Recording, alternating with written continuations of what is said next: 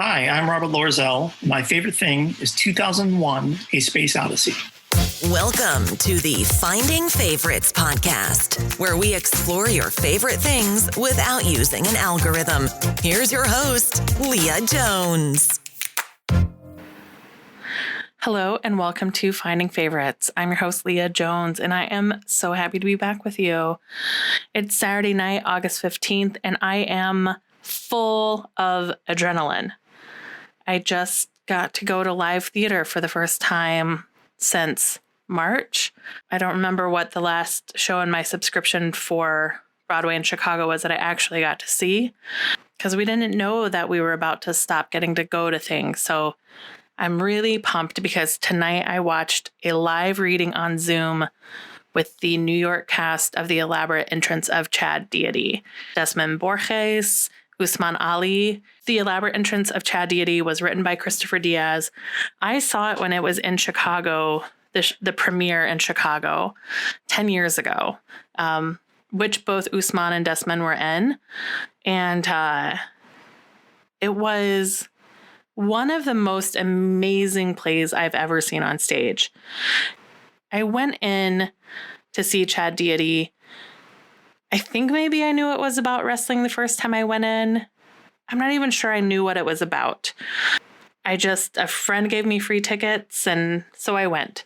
And while I'd like to say I went in with no opinions about wrestling, professional wrestling, I went in with lots of opinions, which is that it is a low rent, and why would anyone spend any time thinking about wrestling? And then Christopher Diaz wrote this amazing play that showed how wrestling as an art form and as a sport in the United States always plays out the politics of the day and the racism of the day, nationalism. And so I saw it in Chicago 10 years ago, maybe more than 10 years ago, if it was off Broadway 10 years ago, because this was a 10-year reunion. So I must have seen it in the early years of the Obama administration. While I thought I was political, I was not politically engaged or as informed as I am today. And I found Chad Deity at the time to be mind-blowing and eye-opening. And I told lots of friends at the time to go see it while it was still in Chicago. And then they took it off Broadway to New York. And I remember being in New York and seeing a huge billboard for The Elaborate Entrance of Chad Deity. And every once in a while, Facebook will put that in my memories.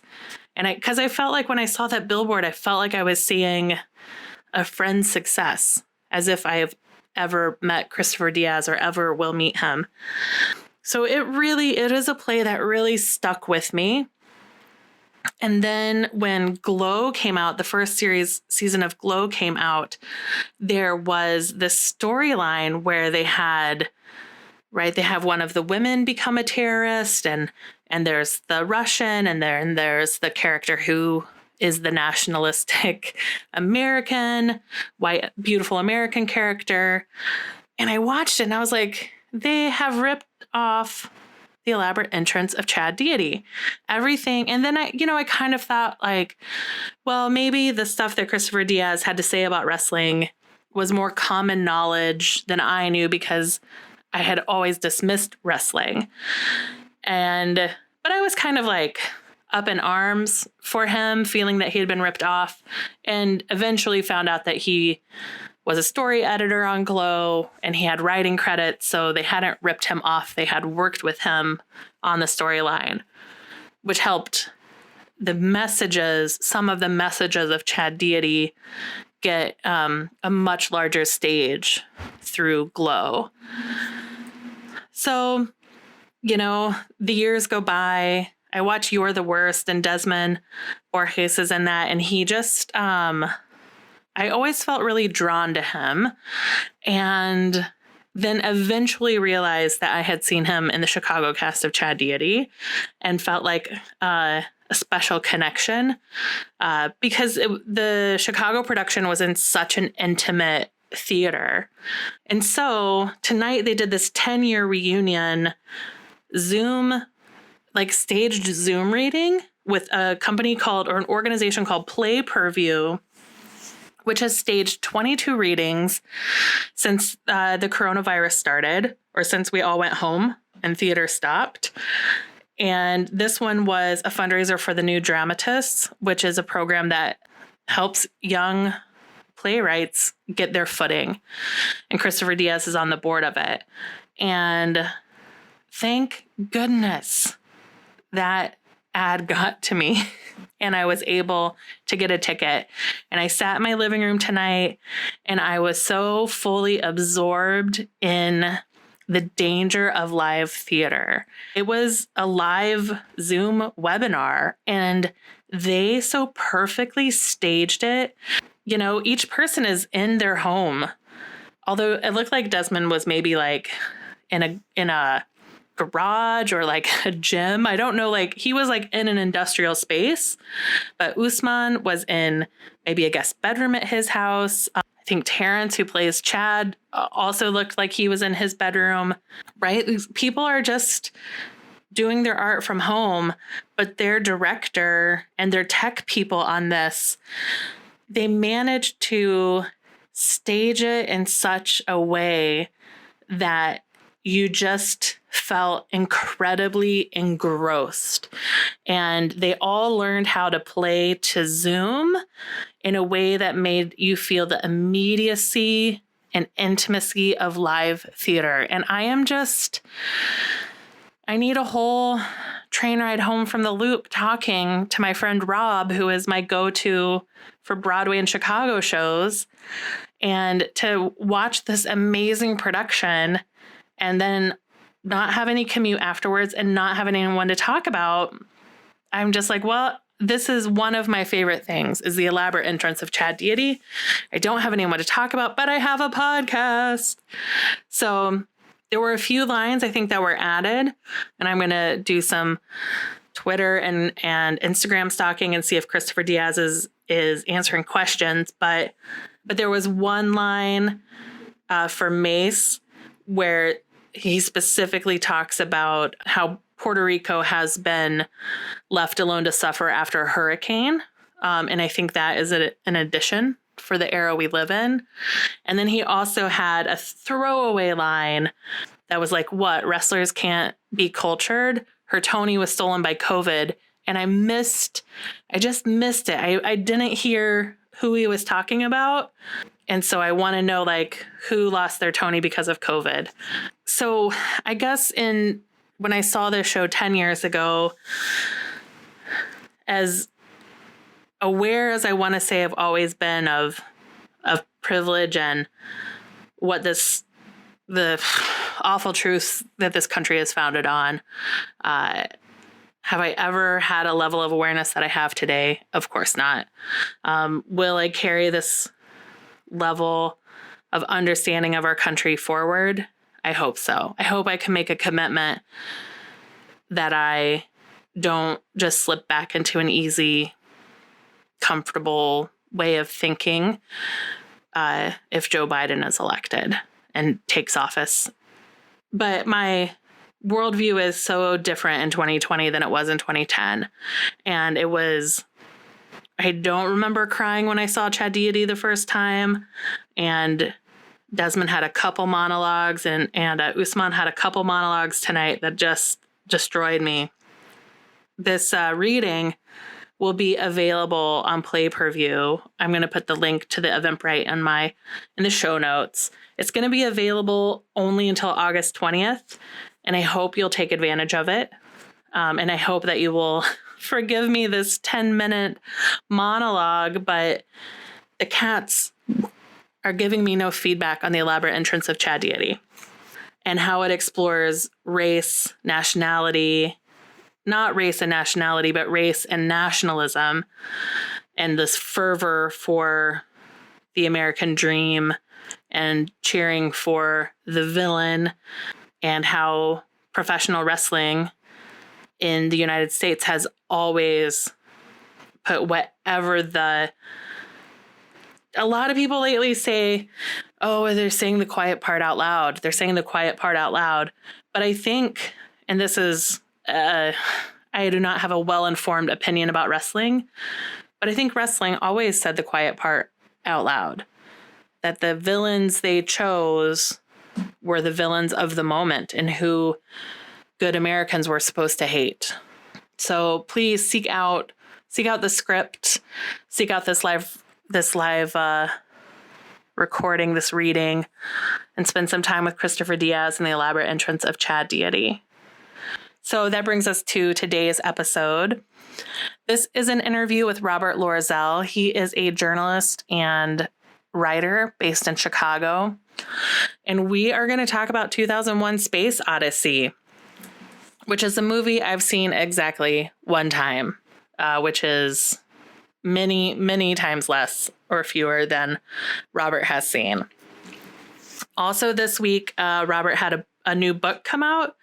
It is called Walking Chicago, 35 Tours of the Windy City's Dynamic Neighborhoods and Famous Lakeshore.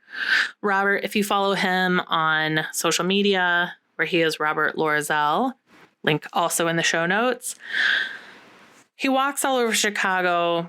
He takes photographs of interesting things he sees. He turned those walks into a book, and it is getting really great reviews. There's a really nice article in Chicago Magazine this week. So in addition to all the other great journalism Robert's done over the years, I recommend that you pick up his book, Walking Chicago. And I hope that you enjoy this episode of Finding Favorites. So stay home, stay safe, wear your mask, wash your hands.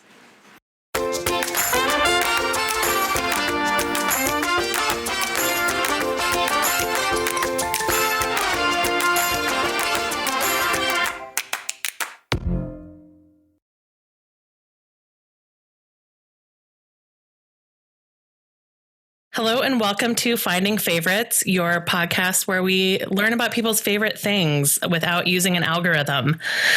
Today, I'm really excited. I am joined by Chicago author and journalist Robert Loerzel. How are you doing today, Robert? I'm doing fine. How are you? Yeah, I'm good.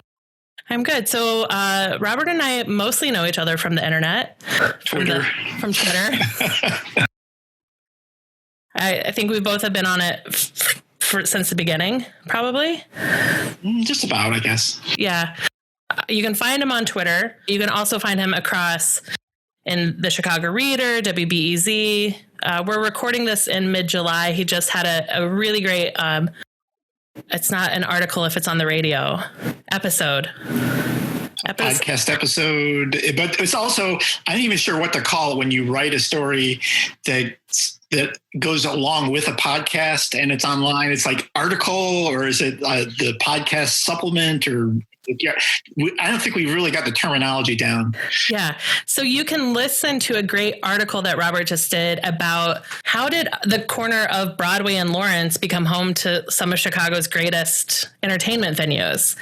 And it's this really wonderful story about how cemeteries in Uptown led to saloons, led to live entertainment venues, eventually getting us the Green Mill, the Uptown Theater. So that sort of research and story is one of the things I think that Robert is well known for. And that's on the Curious City podcast and show that is on WBEZ, Chicago Public Radio. Yes. Good to tell people actually where it is instead of just the search terms to find it. Well, sometimes it's fun to hunt. So before we get into the bulk of the interview, how has the great pause been going for you this COVID time? Well, I'm doing fine, but it's been a strange time. I mean, strange for everyone. Yeah. A lot of the work I do as a freelance journalist these days is copy editing. So I have two regular gigs, copy editing for the Chicago Tribune and Chicago Magazine. And I'm doing both, sitting here at my desk in my apartment on my laptop, logging into their systems. So I kind of miss the camaraderie of being in a newsroom, but we're still doing it. Yeah.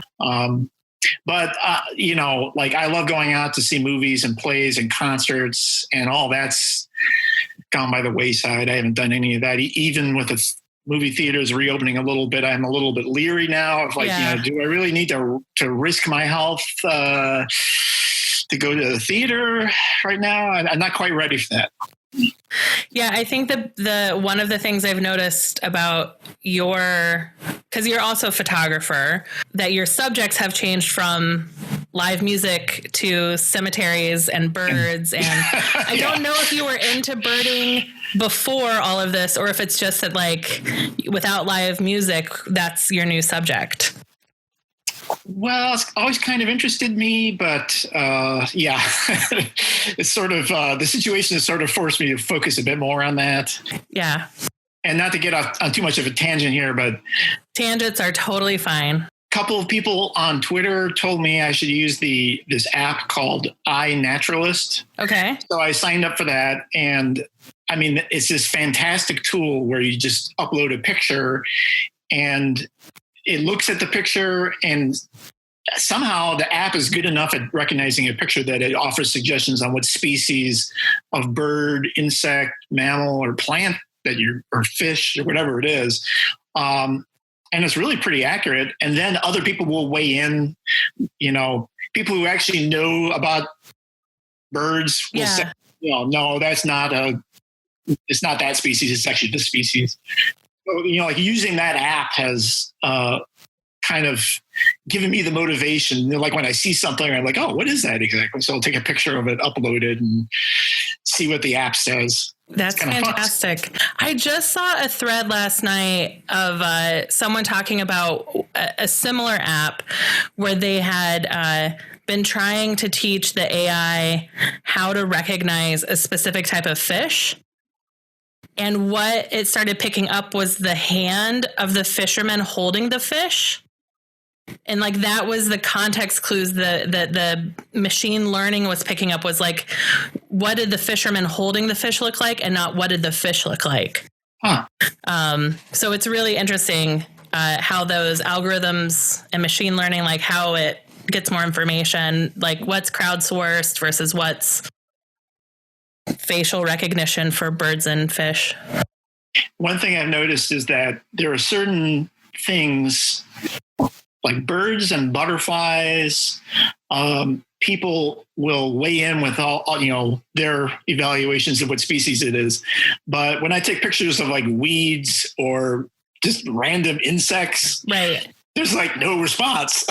I'm like, I want to know what that bug was. And, like, I don't know. I don't quite understand what drives people to choose certain areas of postings. Yeah. Like, how do they even notice that I have a posting on there? And what motivates them to weigh in with an identification? It's a little mysterious to me. Yeah. But I've had certain ones where like I'm just dying for some bug experts to tell me like, what is that weird green thing that was crawling on my newspaper? And there's like no response. Nobody. Yeah. You've got to find the secret forms of entomology as bugs. Yeah. And of entomologists.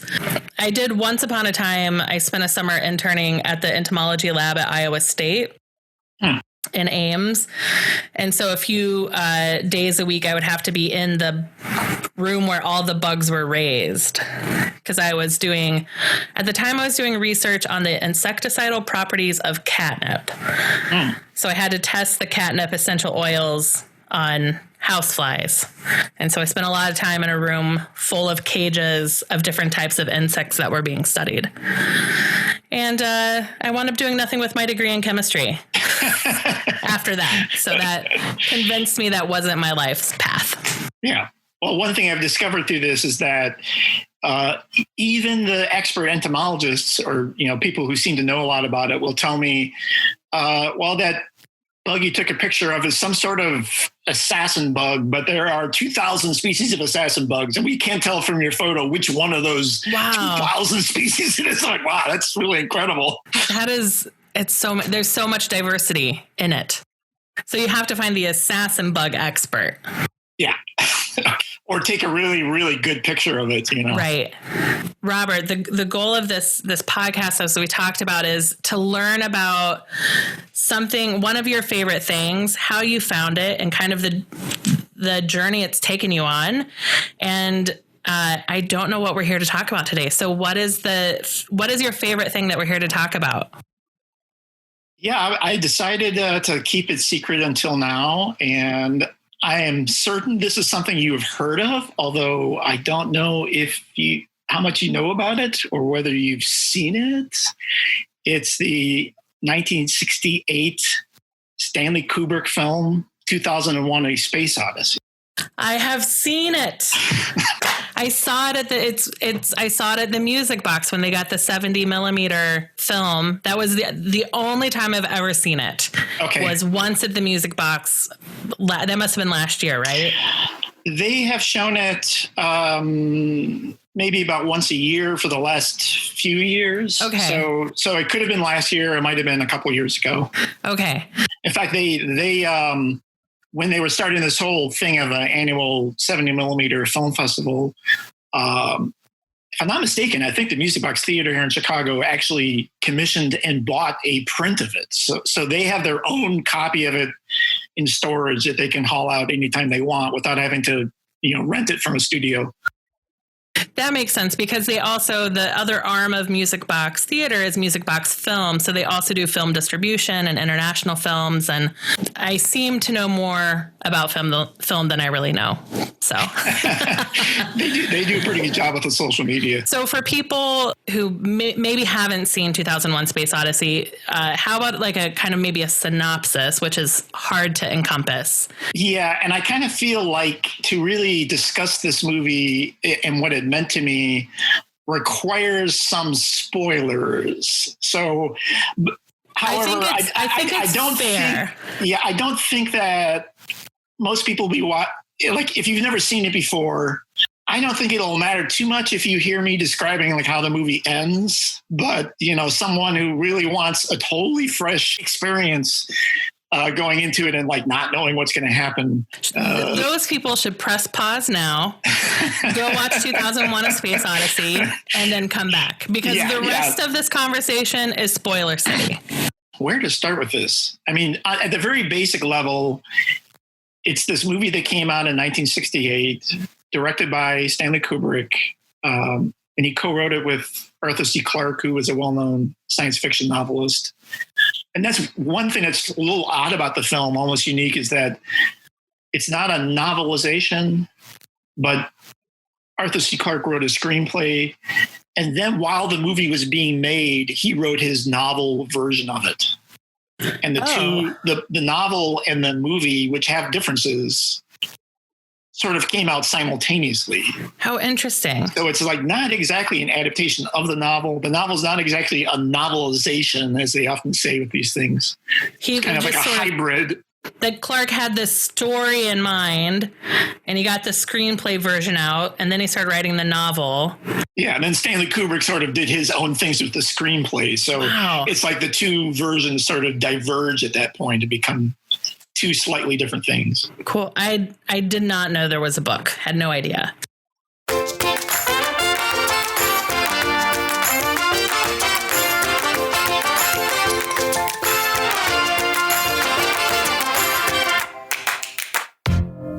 My early experience with it. So I to tell this story, I basically need to describe to you my childhood.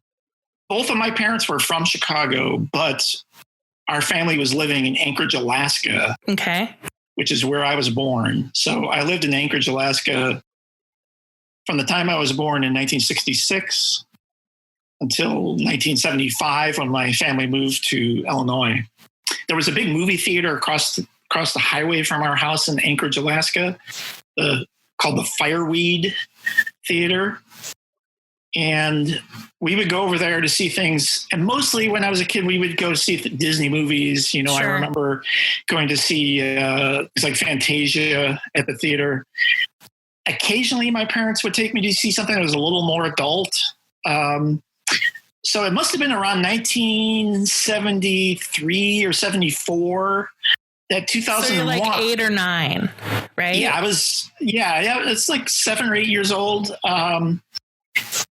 And 2001: A Space Odyssey, even though it was a film that had come out like 5 years earlier, made it to Alaska for a run at the theater there. Sure.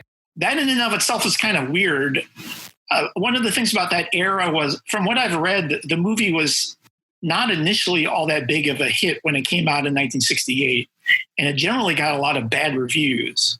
But there were a few theaters that decided to keep on showing it. And it sort of started to build this cult following, especially with young people. There was like the hippie audiences loved it because it was kind of like a psychedelic freak out movie. So, I mean, it just kept on playing and playing it was in theaters for a year or more. So I guess there were places like Anchorage where it must have seemed like a good idea to bring back the movie for another week of screenings or whatever it was years later. Did your parents, did you have any sense that it had already been through Anchorage, or was this a first run of it? That's a good question. I've been kind of wondering that. And unfortunately, I can't find, I thought I would search the newspapers from Anchorage, but I haven't found a good place to do that online. I'd love to pinpoint the dates, when it opened, when I saw it. But I had an uncle who lived in Chicago who had studied engineering at school, and he was really into science, and we would write letters back and forth. And one thing, he loved to pick apart science fiction movies and all the flaws that they had in them. And he would say like, oh, that sci-fi movie is totally bogus because you can hear sounds in outer space. But he told us like, 2001 is the one that you've got to see because it's more, the spacecraft in it are really accurate and everything. So we were sort of excited to see that. And so my dad took me and my brother, who is a couple years younger than I am, over to the theater. And I really loved it. I wish I could. Young to be. It feels so young. This is not a movie for an 8-year-old. Right. And so, like, thinking back on it, I mean, I remember loving just the spectacle of watching spaceships on the big screen. Yeah. I think when it gets to the last part of the movie, which is a really strange part where it's really hard to figure out what the hell is going on. Right. Like, I'd love to go back into my 8-year-old brain and see like what exactly I was thinking at that part. I think I was just kind of like letting it flow over me. And I probably thought the adults understand what's going on here. And I don't really get it, but I like the spectacle of it. And it's kind of cool. I mean, it is a spectacle of a movie. It is, especially in the theater. I'm really grateful the first time I saw it was at the Music Box, to be able to see it on a giant screen with good sound, because from the obelisk part at the beginning to going onto the spaceship to the like how haunting Hal can be, really worthwhile to see it big. But I saw it for the first time in my 40s and didn't understand it. So I just feel like 8-year-old me would have been so confused. And to be honest, I wonder what my dad thought of it. My dad was a railroad engineer. Yep. Drove trains on the railroad. I think he was pretty intelligent, but he had not... at that point, he did not even have a high school education because he had dropped out of school when he was in like 8th grade. He later got a GED. I think he was smart enough that he could have gone to college, but he didn't. And I remember him saying he liked the movie, but I wonder like on what level, like did he really like all this weird stuff on the screen? And so again, like you asked him to describe the movie, I should give a synopsis here. The movie starts off with a prologue in prehistoric times when ancestors of mankind are out in the African savanna. And then this black monolith appears. Right. This rectangular shape, which in and of itself, it doesn't look natural. Right. So you sense the apes there are bewildered by this shape, which, to us today, it looks like a piece of modern architecture or something. Yeah, it just looks like a memorial or a little bit Vietnam Wall-esque But it's, you know. So, you know, the apes touch it, and then we see the sequence where the movie is suggesting that this object is somehow influencing the behavior of the apes. And one of them starts beating with a bone that was lying there, and seems to come up with the idea of violence, which is sort of like an interesting concept. And then you see like this group of apes becomes more hostile, you know, takes violent action against its rival group and kills an animal on the savannah there. The ape throws the bone into space. And then we have a famous cut where now the movie jumps forward to the year 2001. Yeah. Thereabouts, you know, where mankind now is spacecraft orbiting the Earth. And then the movie shows a sequence where they go to the moon, and you know what's happened is they have found another one of these monoliths as astronauts were excavating on the surface of the moon. Yeah. Of course, these people are not aware that the monolith was back in prehistoric times, right?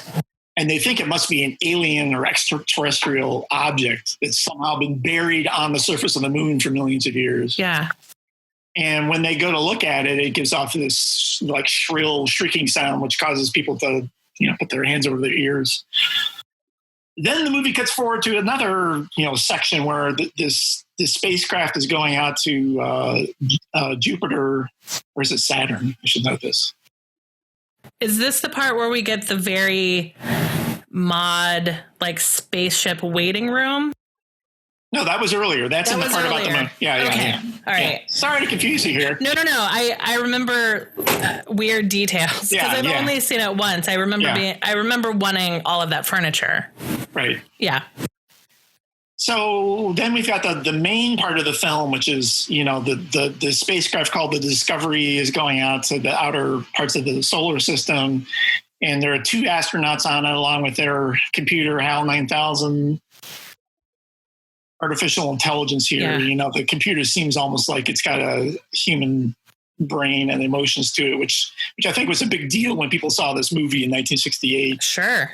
And the rest of the crew are in hibernation, suspended animation until they get out there. But they really don't know like what their mission is.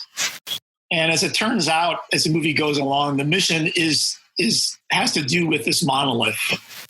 And they're exploring what exactly this monolith was all about.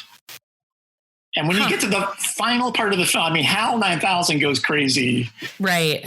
And kills them all off, except the one astronaut who goes off in a pod. Yeah. Then there's a sort of confusing sequence where, like, as I understand it, the way that it's told in the book and screenplays, the monolith, there's another monolith and it's floating out there in space. The astronaut and his little pod goes into it, and it becomes this gateway that leads into this sequence, which is called the Stargate sequence, you know. And then the movie basically becomes this sort of like psychedelic trip where you see all these different alien landscapes. You see his face as he's looking at it in sort of wonder or maybe horror. Yeah. And then he ends up in this, what looks like a fancy hotel room. Right. It's this totally bizarre. You're like, wait a minute, like, where the hell is he? What's going on here? Yeah. It's just this like beautiful, again, bright colors, very frilly, like ornate hotel room. Yeah. With very nice dinners to eat alone. And so he's lying in the hotel room, and then there's this amazing sequence where, you know, he sees himself across the room as an older person, and then it happens again. And then he's lying in bed and he looks like he's like 100 years old now. Yeah. And the monolith appears at the foot of the bed. And then he becomes a baby in a bubble. Right. And then you see the baby in the bubble floating in space next to the planet Earth. Right. And then that's the end of the film. Already there are things that you've explained that I did not understand when I saw it. Okay, so like going back, so like when I saw this as a kid, I thought, oh, that was amazing. I'm sure I didn't understand what the hell was going on. And then what happens over the next few years, I can't remember exactly which came next, but I know I read the novel. I got the comic book that Marvel Comics put out that was based on it, which I wish I'd saved and is now lost. It'd probably be a great collector's item. So was it a comic book of the novel? Of the movie, basically. Of the movie, yeah. Okay. Yeah. And then the movie finally came on TV, which is a big deal in the 1980s. Not to age myself here and sound like I'm from ancient history, but I mean, it was in the 1970s and early 80s. You really could not, I mean, you couldn't rent films or stream them. So you were at the mercy of TV programmers, and there were very few movie theaters showing old movies. Right. So a movie would appear in the theaters, you'd see it in 1973, and then you would wait 10 years for another chance to see it. It was like really something special, but it was also frustrating. I mean, I would not want to go back to that situation. No. It's wonderful to be able to stream something or get a Blu-ray or whatever of it. Yeah, because I can remember the annual showing of Wizard of Oz was a family event. That was a movie that was on once a year when I was growing up, and that was how you saw it. And I don't know if I've ever seen it without commercials, you know? I'm sure I have. But So anyway, over the course of all this, I mean, from reading the book and reading the comic book, I basically learned what the movie is trying to say with its story. Yeah. But there's some question about, like, do you want it explained or do you want it to be kind of weird and mysterious? Right. So, like, essentially what the story is, I mean, it's kind of like a version of evolution, although some people see the movie as more of like a metaphor for God and some sort of spiritual force. But essentially, there's supposed to be an alien race, and it's not clear if the monolith is like a machine left behind by the alien race or if that is like the alien itself. But this extraterrestrial race comes to Earth and pushes the evolution of apes into a more intelligent species, human beings. And they leave this marker on the moon so that when the human race is sufficiently evolved that it can achieve space travel, they assume humans will find our marker here. And that will send off this signal, which then opens up this, Stargate or whatever. Right. And then at the end, apparently they are pushing the human species to the next level. Right. Of evolution. So the astronaut becomes a baby of like the new higher species that is going to take over somehow. But it's all really kind of vague. Like, I mean, what is going on there with the baby floating in space? Yeah, I felt like it was at the end of the movie, I was a little bit, I was very confused. But to me, it felt like it was all leading up to the Big Bang. So I was saying, like, am I supposed to be watching this as almost a historical film where that baby is Adam and Eve of like modern, of the life we're living today, but it didn't occur to me that it would be like the next evolution of man. Yeah. And I think if I'm not mistaken, in the book, they describe like the baby floating next to Earth and like setting off alarms all across the Earth as like this, like, I think they describe it as like a giant baby that's about to destroy the Earth or something, which is like, wait a minute, that's not quite what I get from watching the movie. It's a little more abstract than that. Yeah. But it does seem like, it seems silly to me when they made a sequel to the whole thing, because it's like, what? How can you have a sequel to this thing? It kind of like ends with the end of everything, or the beginning of everything. Right. There's a sequel? Well, there was a movie called 2010. Okay. And then Arthur C. Clarke wrote his own series of sequels to it. Okay. Which Interesting. Was more straightforward narrative, Yeah, I did not like the sequels. All right, so you see it in the theater the first time. You're 7 or 8 years old. You read the novel. You get the graphic novels. Eventually, it comes to TV, so you're able to maybe start reconstructing some of those memories or flashes of memories and putting them together with the book. Right. And is that, I mean, just from knowing you through the internet, I know that you see a lot of movies and you write a lot of film criticism. And so do you think this is what set you off down that path, or where does this fit into your bigger consumption of movies and films? Yeah, I think it kind of did. I mean, it's not like I became a film aficionado right away when I was 8 years old. Right. But I remember for several years I said, "Oh, that's my favorite movie of all time," And then I went to the theaters when Star Wars opened in 1977, and I said, "Oh, that's my favorite movie." And I loved Close Encounters of the Third Kind. Yeah. But then I remember I kind of started thinking, like, well, maybe I haven't seen 2001 in a while. Maybe that really is better than these movies. I think it gave me an appreciation of stranger, more abstract kind of film. Sure.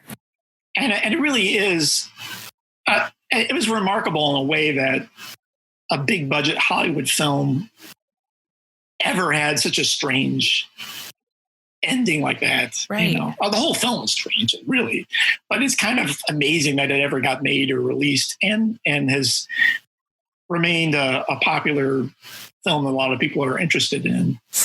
And there are other movies that have attempted similar things over the years, but I mean, really, for the most part, that they would be more independent or foreign films.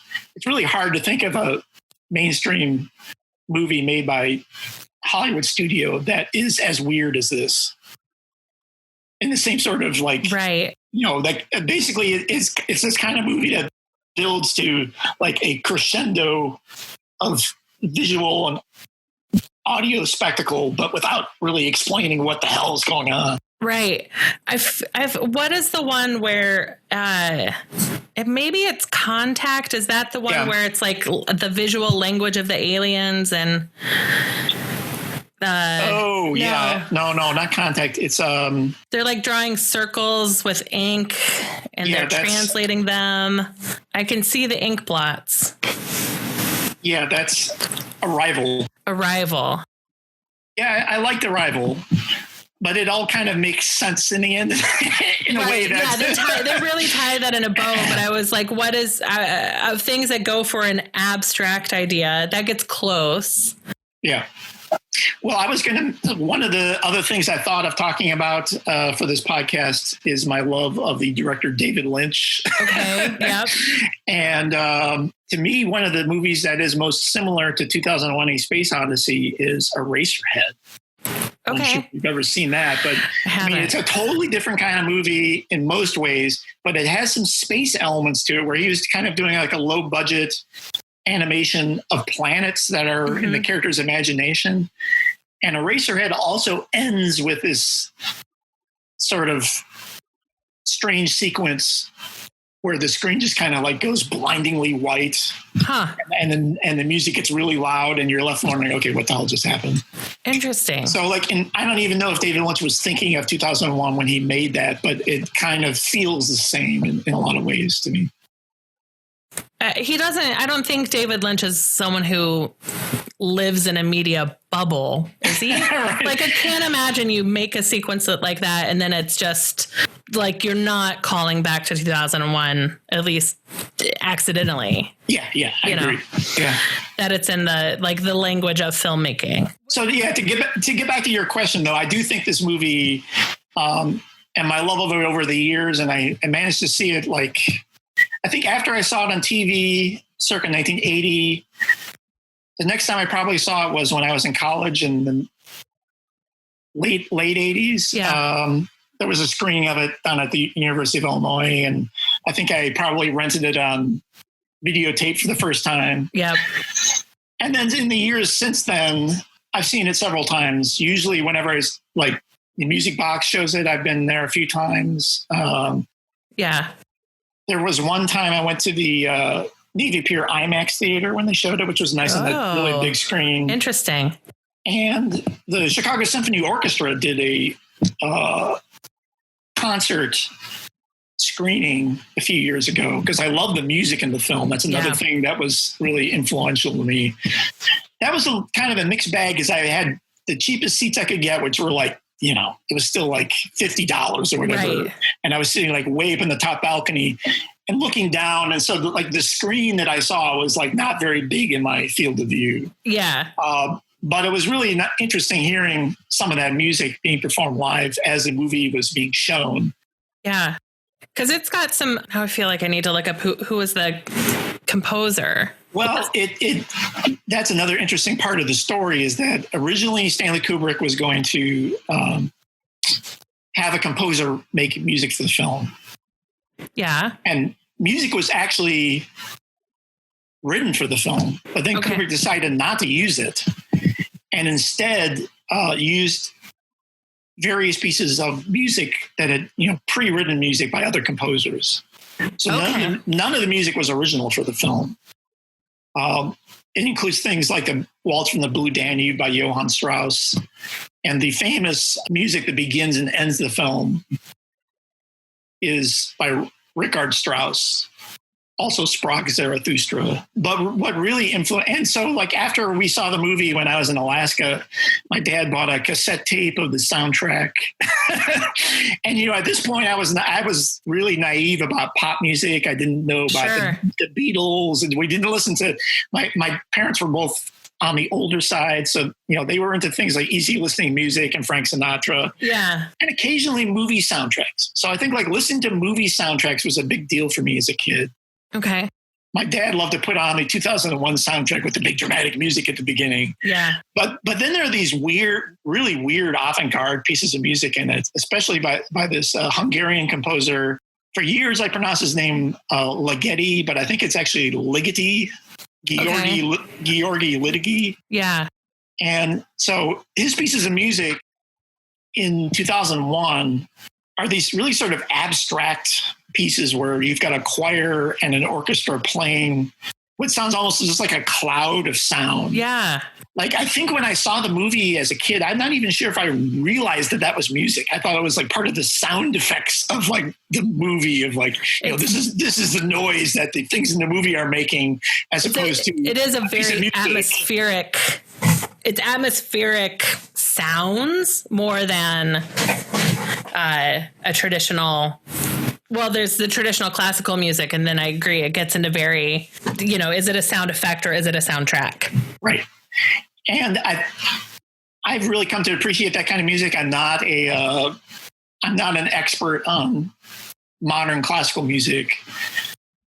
And it's hard. It's one of those things where like sometimes I listen to it and I think, God, this is awful. And other times I love it. And it's harder for me to define which ones I like and which I don't. Sure. Than it is like with a pop song. I feel like I can put it in words easier that I like this particular melody or this riff or these lyrics or whatever. Yeah. But when you deal with something like this kind of music, it's like, well, I like this piece of atmospheric strange music, but this piece of atmospheric strange music doesn't do anything for me.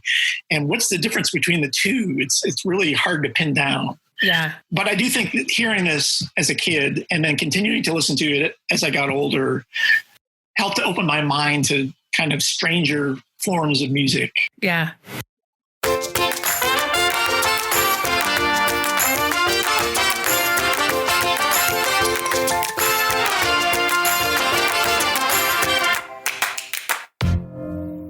Are there other Stanley Kubrick films that you also watch and enjoy, or is this one really stand out for you? Well, I became a Stanley Kubrick fan, so I eventually saw all of his movies, and I really like some of them, like The Shining, Dr. Strangelove, Barry Lyndon. There are a lot of great ones.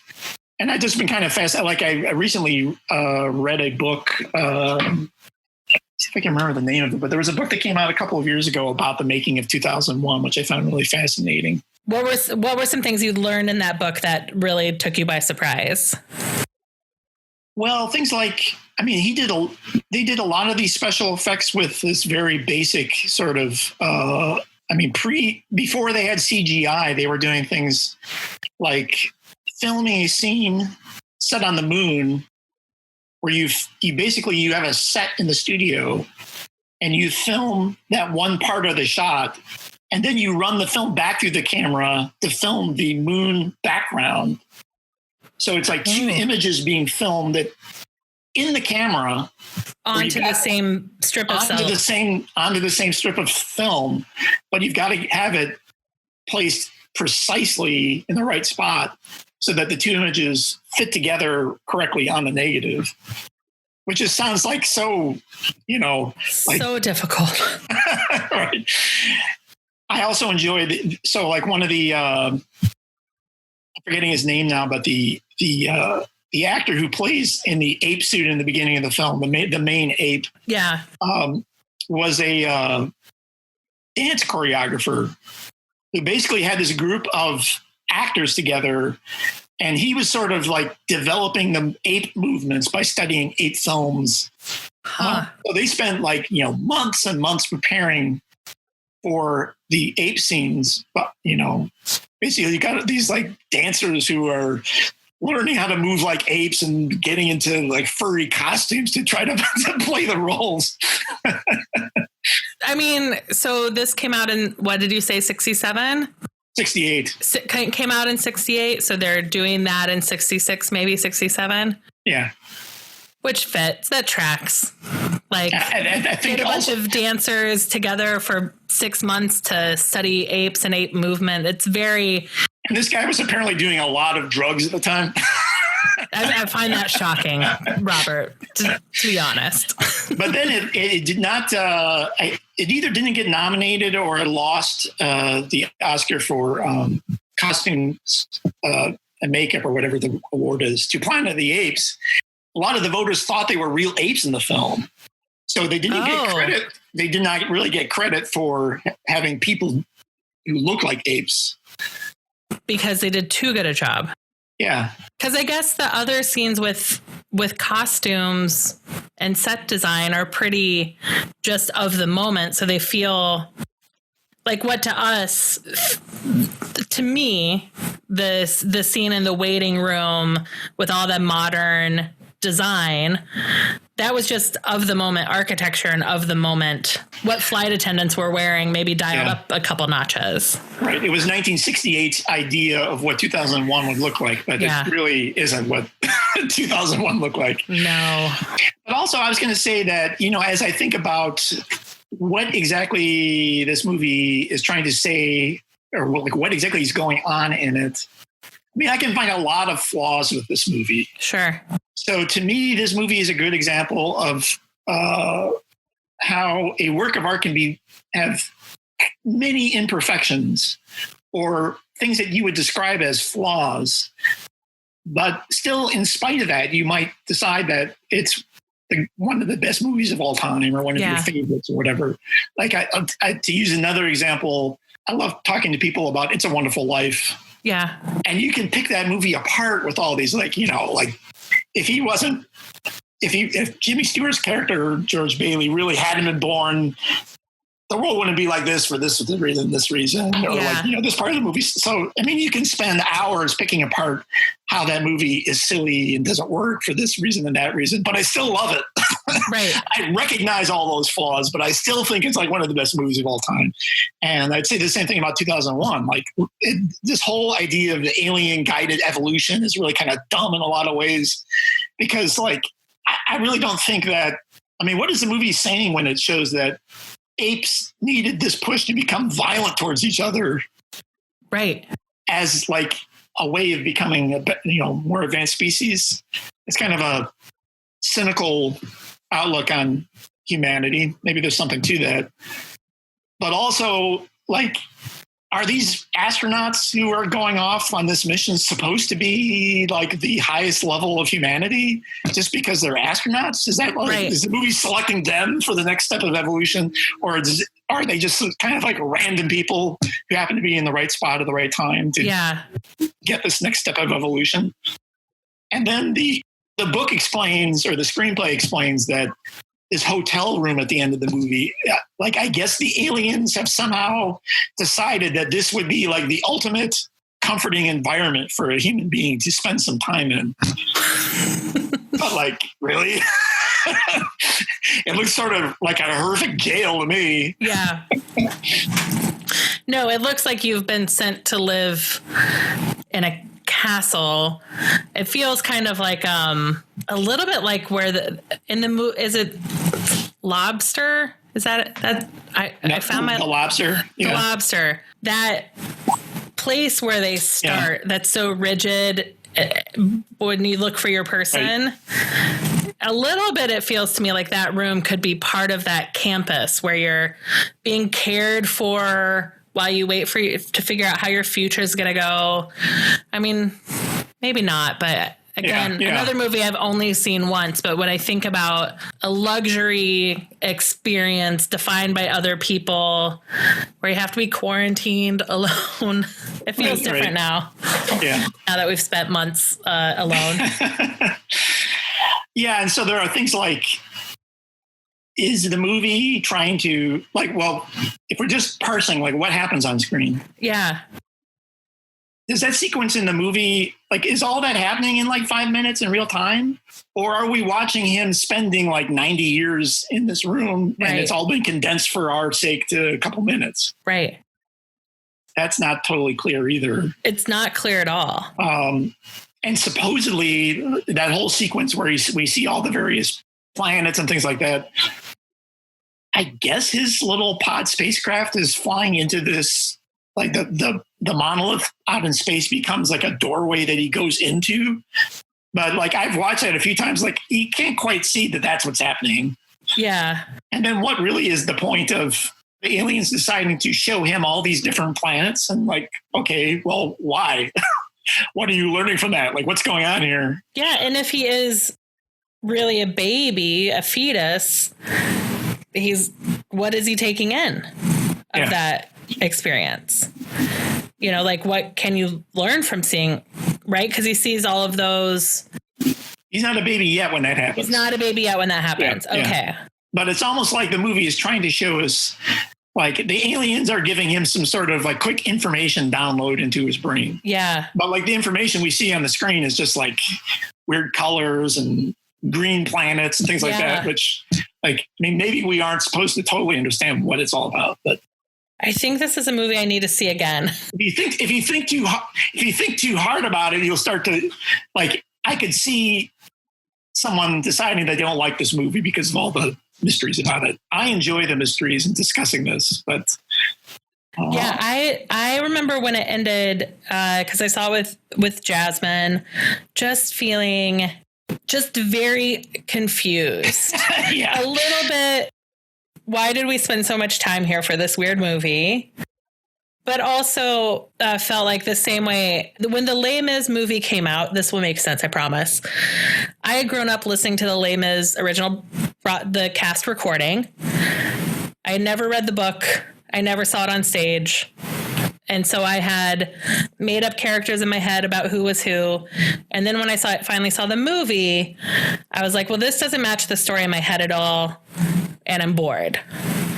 And then I went home and I read about it. And I was like, oh, if I had understood that it wasn't the main French Revolution, it was something a few years before, I really would have appreciated the movie more. Yeah. And I went into 2001 just knowing that there's I did walk out saying okay, now I understand about 5,000 pop culture references. About how there's so many references to it in other movies. So I felt all right, now it unlocks for me a reference system. Yeah. And then I started reading more, and this conversation with you, I need to see it again because I think I will appreciate it more on a second viewing because I went in maybe too clean. Yeah. Yeah. Well, this reminds one of the famous stories, which I love about the movie, is that when they had the first screenings of it, there were a bunch of people who walked out of it. And in the Los Angeles screening of it, Rock Hudson famously stood up and said, "What is this bullshit?" and walked out of the movie theater. But then there are stories supposedly when the movie became popular with young crowds, there was some hippie guy who tried to run through the movie screen. Oh, yelling something about seeing the face of God. Oh boy. I think I read the Rock Hudson story after I got home from the music box that night of trying to understand what did I see? How was it perceived when it came out? What did I miss? There is so much to it. And I guess also on your theme of how these favorite things of ours affect us in different ways. Yeah. So, I mean, 2001 sort of helped to get me interested in movies. And as time went on, so after living in Alaska, I ended up in a small town in central Illinois where we weren't near a lot of movie theaters. But I started watching Gene Siskel and Roger Ebert when they were first on TV. And on their show, they would review all the big mainstream Hollywood movies, but they also had like foreign films thrown in. Yeah. And, I really so by the time I was in high school, I was already something of a movie snob where, perhaps to my detriment, I skipped out on a lot of popular movies. Yeah. But, when my family would go out to the movie theaters, I'm like, I want to go see this other movie on the screen over there because I heard Roger Ebert and Gene Siskel said it was really good. And my parents would be like, what the hell is this? So I sort of your parents would go one way and you'd go to a different theater? We did that a few times. But, and then by the time I got to college, at that point at the U of I, in Champaign-Urbana, there were a number of movie theaters, and there was also this thing called campus movies, where different classrooms, they would have films showing things like 2001 or Eraserhead, and VCRs came out then. So I really got interested in trying to find weird and interesting movies. But 2001 also got me interested in reading science fiction, which I did a lot in high school and college. I've not really been as much of a science fiction reader since then, although I'm still kind of interested in it. I kind of shifted over towards, like more serious literature, as they say. Yeah. And I think like just the concepts of, I'm not a religious person, but I'm very interested in religion and spiritualism. And so like how 2001, it seems to like connect both with the science of evolution and space travel, as well as some religious and spiritual ideas. Absolutely. As someone who converted to Judaism as an adult, I think it's a movie you could revisit, like you revisit the Torah and find meaning in it. And, for sure there are sermons to be written about, does violence advance society? And can we look at points where we evolved or came to a new way of living without a revolution or an oppressive, violent moment in time happening? And is there such a thing as a peaceful evolution? I think there's you can use it as a platform to ask big questions. Right. Sure. Like I think it's a reasonable interpretation of the movie to say, forget about that thing in the book that describes how the monolith is an alien or an alien machine. It's actually some sort of symbol of something about the human race. Yeah. Now, how you interpret that symbol, who knows? Right. But are we literally supposed to believe that these things are there as objects from some visiting race, or is the movie trying to present some sort of big metaphor for something? Yeah. It's really open to interpretation. And I don't know that the movie really does a good job of presenting a meaningful symbol here, but I still just love the spectacle of it, especially if you get to see it on a big screen. Yeah. So what are you watching lately? Because we're not going to movies right now. We're not going to theaters right now. So are you watching any new to you movies? Are you revisiting? Are you spending more time reading? I've been watching a lot of movies on TV, TV, whatever you want to call it these days. I'm watching movies at home. Yes. I signed up a few months ago, or maybe half a year ago, for the Criterion channel. Okay. They have a good selection of both movies that I've seen before but want to rewatch, and a lot of foreign and independent and classic Hollywood movies that I haven't seen before.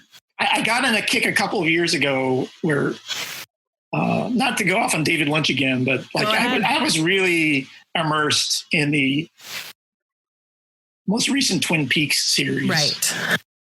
And I started writing about it, and I haven't quite finished what I was writing. It's 3 years later, and I never got around to getting all my thoughts down. Yeah.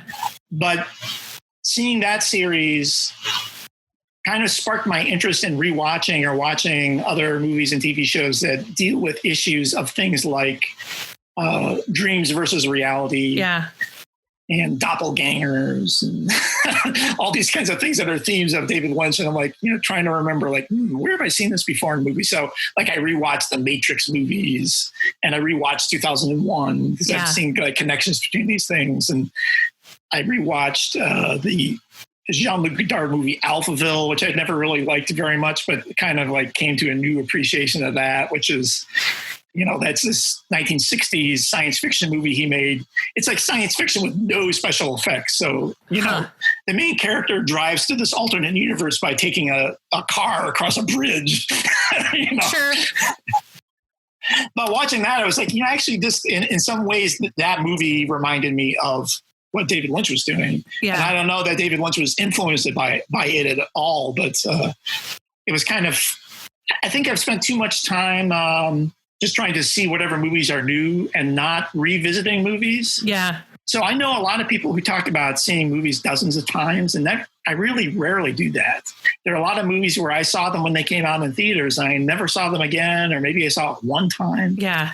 So I'm trying to thinking like maybe I should, like right now, I love Wes Anderson's movies, but almost all of them I've only seen one time when they came out in movie theaters. So I've started renting each of those movies, and I've watched like the first three. And since you mentioned Wes Anderson, I would recommend the movie. It's called Straight Up.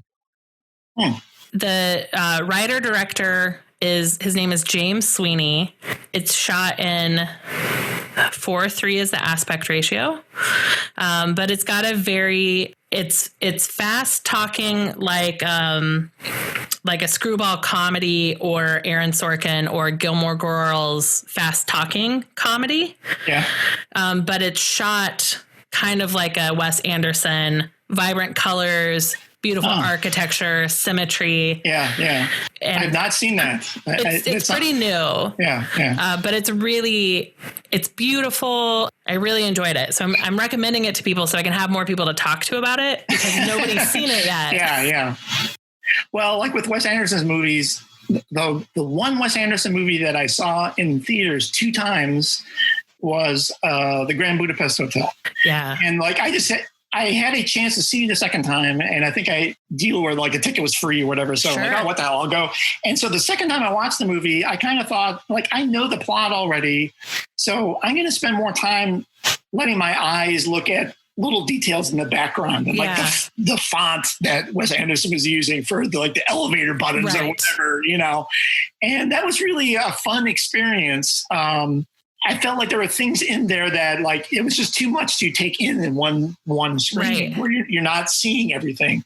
But if I sit down a second time and watch it, and the same thing you could say about 2001, when they were showing that at the Music Box a couple of years ago, and I saw it in 70 millimeter, and I was sitting up near the front of the theater, and I was noticing things like, some of the writing on the spacecraft, like the interior of the spacecraft, there are little tiny bits of writing that you can see and read when it's on the big screen. Oh, interesting. That I've got like a 27-inch TV set, which is okay, but you really have to have a huge TV set to be able to make out that level of detail watching it at home. Right. But watching a 70 millimeter, it's like you can look around.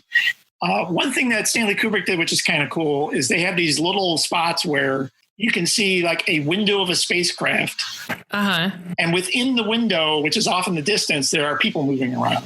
So like when they were filming that, it was like rear projection where he made separate movies of the things that are on all the computer screens. Right. And the windows. And there was a projector showing that onto the screen, like as they were filming.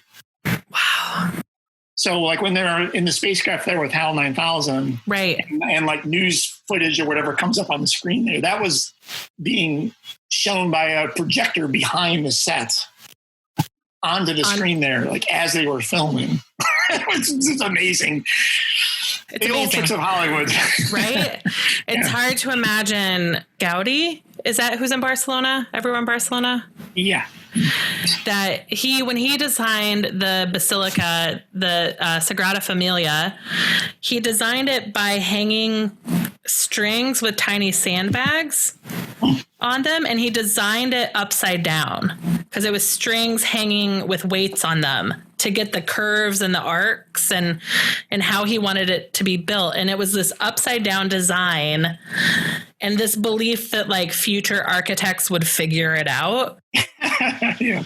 And it's that kind of imagination that goes into a Stanley Kubrick figuring out, well, if I do, I take this one film and I do the rear projection onto this screen, and then we can film it from back here and then layer in a background and film it again.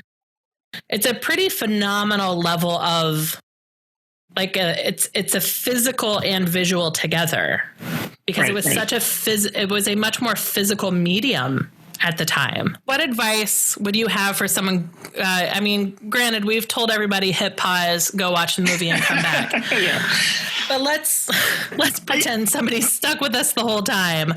What would you tell people going in to watch it for the first time? Well, to be honest, I mean, I think like your experience, it's probably better not to have all this explanation of what's going on when you go in. And like, I would warn people, you're probably going to be confused. Yeah. You might feel dissatisfied that like at the end of the movie, you're not sure exactly what happened. You might not trust any of your friends. Go along for the visual ride. And then afterwards, maybe talk with some other people who've seen it. And like, you know, if you can kind of puzzle out your idea of what was going on and what it means. But this is one of the things about movies like this is that like, if you read the novel, or if you find, I mean, I think Stanley Kubrick did kind of talk in a few interviews about what it was supposed to mean, although, you know, he was a little cagey about it. Sure. But if what you read in the novel or what you read in that interview is different from your interpretation of it, does that mean you're wrong? You can say the same thing about like a lot of David Lynch films. I mean, there's a lot of ways you can interpret what just happened there. And I think part of the idea of movies like that and other works of art like that is to leave some room for interpretation to the audience.